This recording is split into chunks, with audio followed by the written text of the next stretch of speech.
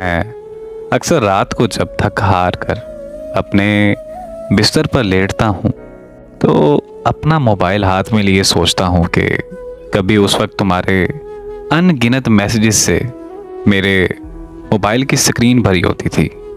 कहीं पर फूल भेजे होते थे तो कहीं गुस्से का इजहार करते हुए इमोजी, और मैं व्हाट्सएप को खोलते ही पहला मैसेज सॉरी का किया करता था।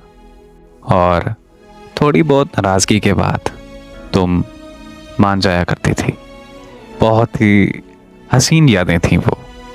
मैं अक्सर अब भी तुम्हारे भेजे हुए पुराने मैसेजेस पढ़ता रहता हूँ जिनमें तुमने मोहब्बत के हज़ारों दावे कर रखे थे।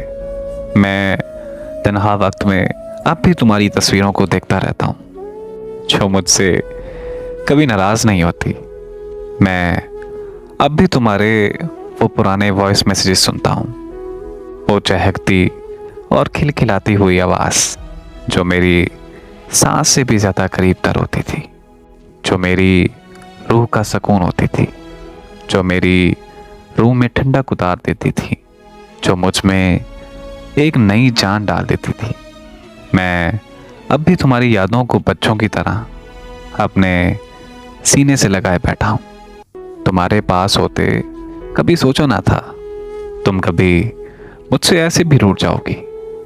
और फिर मैं अपनी आंखों से बहती नदियों को साफ करता हूँ। सच पूछो तो मेरी जिंदगी में खुशियाँ तो जैसे हमेशा के लिए रूठ गई हों। सारी रात कांटों के बिस्तर पर यही सोचते हिसाब करते गुजर जाती है।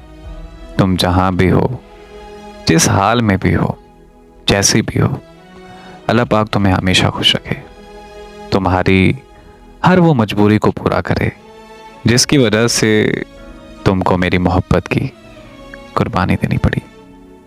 मेरी दुआएं हमेशा तुम्हारे साथ रहेंगी और आज भी मैं तुमसे उतनी ही मोहब्बत करता हूँ जितनी के पहले किया करता था।